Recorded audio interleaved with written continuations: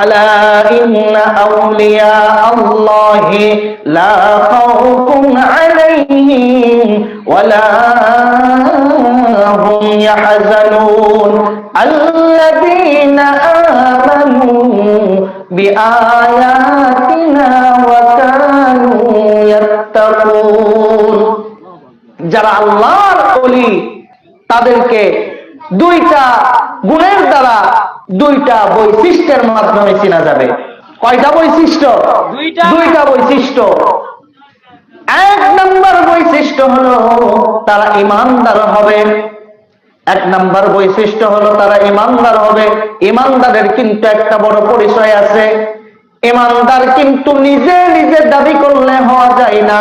ঈমানদার হওয়ার জন্য 5টা শর্ত পূরণ করতে হয়। কয়টা শর্ত? 5টা শর্ত পূরণ করতে হয়, তারপরে ঈমানদার হওয়া যায়। এক নম্বর শর্ত হলো আল্লাহ পাক রব্বুল আলামিনের উপরে ঈমান আনতে হবে এবং আল্লাহর রাসূল যে শেষ পয়গম্বর, তিনি যা কিছু পৃথিবীতে নিয়ে আসছেন সব কিছু আল্লাহর পক্ষ থেকে নিয়ে আসছেন, এই কথার স্বীকারোক্তি দিতে হবে। এটা হলো প্রথম কাজ। এটা হলো কি? প্রথম শর্ত। 2 নম্বর শর্ত হলো নামাজ প্রতিষ্ঠা করতে হবে। আমাদের সমাজে অনেকে নিজেকে ঈমানদার দাবি করি, মনে করি শুধুমাত্র কালিমা পড়লে ঈমানদার হওয়া যায়, কিন্তু নামাজ 5 ওয়াক্ত পড়তে পারি না। নিজেদেরকে 1000 বার ঈমানদার দাবি করলেও প্রকৃত অর্থে ঈমানদার হওয়া যাবে না। কথা বলেন ঠিক কিনা? নিজেদেরকে ঈমানদার দাবি করতে চাইলে 5টা শর্ত পূরণ করতে হয়। একটা হলো আল্লাহকে বিশ্বাস করতে হবে, আল্লাহর উপরে, আল্লাহর নবীর উপরে যা কিছু আল্লাহ পাঠাইছে এগুলোকে মেনে নিতে হবে। এটা হলো প্রথম। 2 নম্বর হলো নামাজ কায়েম করতে হবে। 3 নম্বর হলো যাকাত প্রদান করতে হবে। 4 নম্বর হলো হজ আদায় করতে হবে। সাওমি রমাদান এবং রমজান মাসের রোজা করতে হবে। আমি সংক্ষেপে কথাগুলো নিয়ে আসতেছি। আল্লাহ পাক রব্বুল আলামিন বলেন, যারা আল্লাহর ওলি হতে চায় তাদের ভিতরে দেখবা তারা ঈমানদার হবে। আর ঈমানদার হতে চাইলে 5টা শর্ত পূরণ করতে হবে। আল্লাহর উপরে বিশ্বাস স্থাপন করতে হবে। বিশাল ব্যাখ্যা যদি আলোচনা করতে যায় আজকে রাত শেষ হয়ে আগামীকাল রাত শেষ হয়ে যাবে, আলোচনা শেষ হবে না। আমি মসজিদের খুতবায় এই আল্লাহর উপরে, ঈমানের উপরে গনে গনে 5 জুমা আলোচনা করেছিলাম, তারপরেও শেষ করতে পারি নাই। সংক্ষেপে সংক্ষেপে আলোচনা করছি। সুতরাং সম্মানিত উপস্থিতি, যেই কথা বলতে চাইছিলাম, আল্লাহর উপরে বিশ্বাস স্থাপন করার পরে 5 ওয়াক্ত নামাজ পড়তে হবে। 5 ওয়াক্ত নামাজ পড়া ছাড়া ঈমানদার হওয়া যাবে না। ঈমানদার ছাড়া আল্লাহর ওলি হওয়া যাবে না। সুতরাং যারা মুআত্তাল গড়ের উপরে সিদ্ধি খেয়ে সারা রাত ঘুম পারে আর বলে আমরা হলাম আল্লাহর ওলি, তারা প্রকৃত অর্থে কখনোই আল্লাহর ওলি হতে পারে না। কথা বল ঠিক কিনা? নামাজ ছাড়া কখনো আল্লাহর ওলি হওয়া যায়? এতই সহজ, এতই সহজ। ঈমান নাই, ঈমান আনার জন্য শর্ত 5টা। ঈমান আনার জন্য শর্ত 5টা। আল্লাহর উপরে বিশ্বাস, এটারও আবার অনেকগুলো শর্ত আছে, সেগুলো পরের আলোচনা। শুধু আল্লাহকে বিশ্বাস করতে হবে, তারপরে নামাজ কায়েম করতে হবে। নামাজ নাই আল্লাহর ওলি দাবি করলো আর হয়ে গেল। বিষয়টা কি এতই সহজ? এত কিন্তু সহজ নয়। বাকি আলোচনা যাকাত, রোজা, হজ এগুলো তো পরের বিষয়। খালি নামাজ দিয়ে যদি যাচাই করা যায় তাহলে আমাদের সমাজে কোনটা আল্লাহর ওলি আর কোনটা আল্লাহর ওলি নয় এটা পার্থক্য করা সহজ হয়ে যাবে। কথা কোন ঠিক কিনা? আল্লাহর রাসূল বলেন, একজন মুমিন আর একজন কাফেরের ভিতরে পার্থক্যকারী যেই পাথর, এই কষ্টি পাথরের নাম হলো নামাজ। জোরে বলেন সুবহানাল্লাহ। এই পাথর দ্বারা শুধু যাচাই করবেন কোনটা আল্লাহর ওলি আর কোনটা জালেম, কোনটা আল্লাহর ওলির নামে নিজেদেরকে ভণ্ডামিতে লিপ্ত করতেছে, মানুষদেরকে ঢোল তবলা গান বাজনা করে নিজেদেরকে যারা ওলি দাবি করে তারা প্রকৃতপক্ষে কখনো আল্লাহর ওলি হতে পারে না। সম্মানিত উপস্থিতি, যেই কথা বলছিলাম, আল্লাহ পাক রব্বুল আলামিন বলেন যারা আমার আল্লাহর ওলি হবে তাদের কোনো ভয় নাই, তাদের কোনো টেনশন নাই। আল্লাহর ওলি হওয়ার জন্য প্রথম যেই শর্ত সেটা হলো আল্লাযীনা আমানু ওয়া কানু ইয়াত্তাকুন। তাদের প্রথম শর্ত হলো আল্লাহর উপরে ঈমান আনতে হবে, ঈমানদার হতে হবে। দ্বিতীয় নাম্বার যেই শর্ত, তাদের অন্তরে আল্লাহর ভয় থাকতে হবে। তাদের অন্তরে কি থাকতে হবে? আল্লাহর ভয় থাকতে হবে। আল্লাহর ভয় যাদের অন্তরে আছে তাদেরকে বলা হয় মুত্তাকি। জোরে বলুন সুবহানাল্লাহ। যাদের হৃদয়ে আছে আল্লাহর ভয় তারা কবু পথ ভুলে যায় না। যাদের হৃদয়ে আছে আল্লাহর ভয় তারা কবু পথ ভুলে যায় না। আল্লাহর প্রেম ছাড়া এই দুনিয়ায় কারো কাছে কোনো কিছু চাই না। রাতের আধারে তারা সেজদাতে রয়, দু চোখের অশ্রু নদী যেন বয়। রাতের আধারে তারা সেজদাতে রয়, দু চোখের অশ্রু নদী যেন বয়। ছলনার হাত ছানি যতই আসুক, ছলনার হাত ছানি যতই আসুক, পেছনে ফিরেও সে তাকায় না। যাদের হৃদয়ে আছে আল্লাহর ভয় তারা কবু পথ ভুলে যায় না। আল্লাহর প্রেম ছাড়া এই দুনিয়ায় কারো কাছে কোনো কিছু চাই না। কথা বলেন ঠিক কিনা? যাদের অন্তরে তাকওয়া আছে তারা আল্লাহর প্রেম ছাড়া আর পৃথিবীতে কোনো কিছু চিন্তা করে না। আল্লাহর প্রেম থাকলে অন্তরের ভিতরে কি কানেকশন তৈরি করা যায়, ছোট্ট একটা ঘটনা বলে আজকের আলোচনা শেষ করে দিতে চাই। অন্তরের কান দিয়ে শুনতে হবে। বাগদাদ শহরের একটা ঘটনা, সত্য একটা ঘটনা আপনাদের সামনে উপস্থাপন করতে চাই। বাগদাদ শহর এক সময় জ্ঞানের শহর ছিল, আনন্দের শহর ছিল, জ্ঞান বিজ্ঞান দ্বারা পূর্ণ ছিল।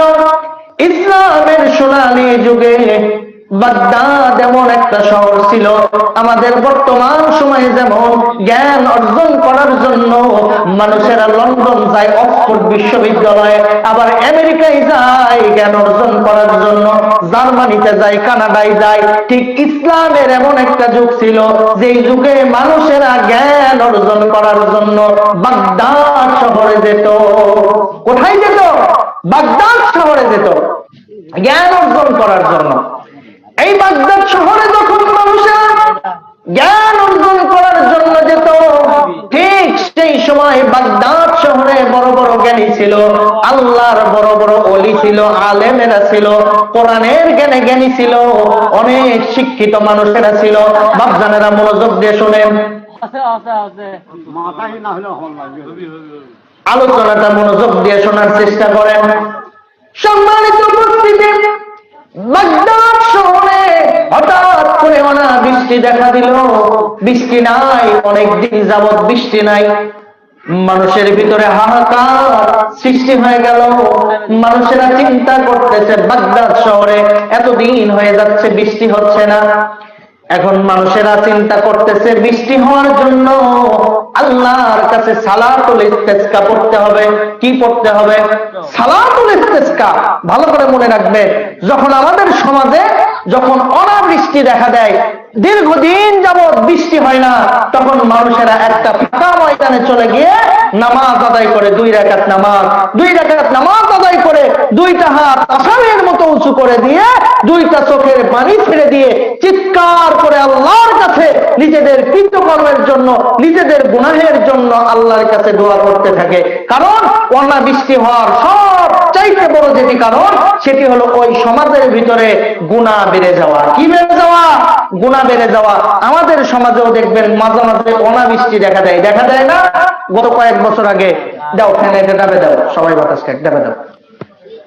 গত কয়েক বছর আগে আমাদের সমাজে দেখবেন অনেক দিন যাবৎ আষাঢ় মাস শেষের দিকে চলে যাচ্ছিল, কিন্তু বৃষ্টি ঠিক মতো হচ্ছিল না। আষাঢ় মাস শেষ হয়ে যাচ্ছিল, অথচ আমরা জানি জ্যৈষ্ঠ মাস শেষ হওয়ার শেষের দিকেই কিন্তু বৃষ্টি শুরু হয়ে যায়। অথচ জ্যৈষ্ঠ মাস শেষ, আষাঢ় মাসও শেষ, তারপরে বৃষ্টি হচ্ছিল না। সেই বছর অনেক জায়গায় সালাতুল ইস্তেসকা পড়া হয়েছিল এবং তাপমাত্রা এমন পর্যায়ে চলে গিয়েছিল, প্রায় 39-40 ডিগ্রির কাছাকাছি তাপমাত্রা চলে গিয়েছিল। সম্মানিত উপস্থিতি, যে কথা বলতে চাইছিলাম, বাগদাদ শহরে এইরকম অনাবৃষ্টি দেখা দিল। অনাবৃষ্টি সকল মানুষ বাগদাদ শহরের অলিতে গলিতে ঘোষণা হয়ে গেল সালাতুল ইস্তেসকা হবে। সালাতুল ইস্তেসকার নামাজ পড়ার জন্য সবাই জামায়াত হয়ে গেল। ফজরের নামাজ আদায় করার পরে কিছু সময় পরে যখন সূর্যটা উঠে গেল, সবাই একসাথে 2 রাকাত নামাজ আদায় করে আল্লাহর কাছে 2টা হাত তুলে কান্নাকাটি শুরু করে দিল। ওই মজমার ভিতরে বাগদাদ শহরে তৎকালীন বড় বড় আলেম ওলামারাও ছিল, তৎকালীন বড় বড় পীর বুজুর্গানে দিনেরাও ছিল, সকল শ্রেণীর মানুষেরা ছিল। সবাই মিলে একসাথে আল্লাহর দরবারে 2টা হাত তুলে কান্নাকাটি শুরু করে দিল। এইভাবে সারা দিন পার হয়ে গেল। প্রত্যেকটা ফরজ নামাজ পড়ে, ফরজ নামাজের পরে আল্লাহর কাছে কান্নাকাটি করে সারা দিন অতিবাহিত হয়ে গেল। ইশারের নামাজ হয়ে গেল। ইশারের নামাজের পরে লোকজন অন্ধকার হয়ে যাওয়ার কারণে ঘরে ফিরে যাওয়া শুরু করে দিল। মসজিদের ভিতরে তৎকালীন একজন আল্লাহর ওলি, তিনি মসজিদের ভিতরে শুয়ে আছেন। তিনি ঘটনাটা বর্ণনা করেছেন, বলতেছেন, আমি মসজিদের ভিতরে শুয়ে আছি, সারাদিন মানুষেরা কান্নাকাটি করছে। কান্নাকাটি করে যখন সবাই ঘরে ফিরে গেল, সারাদিন কোনো বৃষ্টির খবর নাই। সারাদিন পার হয়ে গেছে, রাত চলে আসছে, তারপরেও কোনো বৃষ্টি নাই। এবার সব মানুষ যখন ঘরে চলে গেল, হঠাৎ করে একজন হাবশী গোলাম মসজিদের ভিতরে প্রবেশ করতে চলে। সুবহানাল্লাহ। হাবশী গোলাম কেমনে বুঝলো এটা গোলাম? বলে সেই সময়ের পোশাক ছিল গোলামদের আলাদা। আমাদের সমাজে দেখবেন এক এক স্কুলের কিন্তু এক একটা ড্রেস, আবার আলেম ওলামা হুজুরদের একটা পোশাক, তারা পাঞ্জাবি টুপি মাথায় দিয়ে ঘোরে। আবার দেখবেন সেনাবাহিনীর লোক যারা আছে তাদের একটা পোশাক, পুলিশের একটা পোশাক, দেখলে কিন্তু বোঝা যায়, বোঝা যায় না? ঠিক তেমনই ভাবে সেই সময়ের যারা দাস ছিল, কৃতদাস গোলাম, যাদেরকে বাজারে কেনা বেচা করা হতো, কাজের জন্য সামান্য কিছু মুদ্রার বিনিময়ে তাদেরকে কিনে নেওয়া হতো। এই কিনে নেওয়ার পরে তাদেরকে যে যা ইচ্ছা সেই কাজ করে নেওয়া হতো, তাদেরকে নির্যাতন করা হতো, কষ্ট দেওয়া হতো।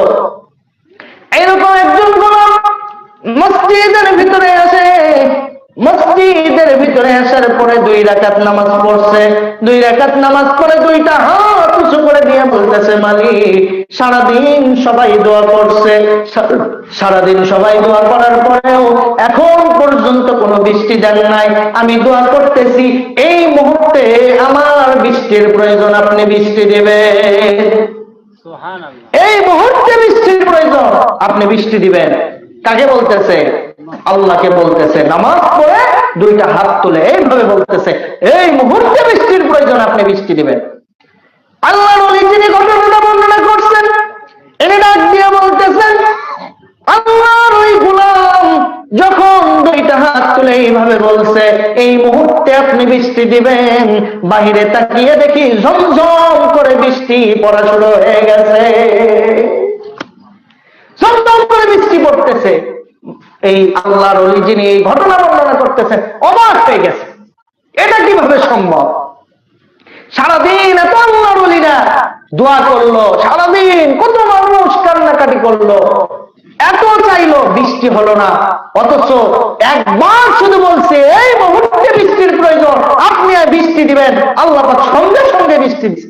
কি কানেকশন ছিল তাহলে আল্লাহর সাথে? অন্তরের একটা কানেকশন আছে।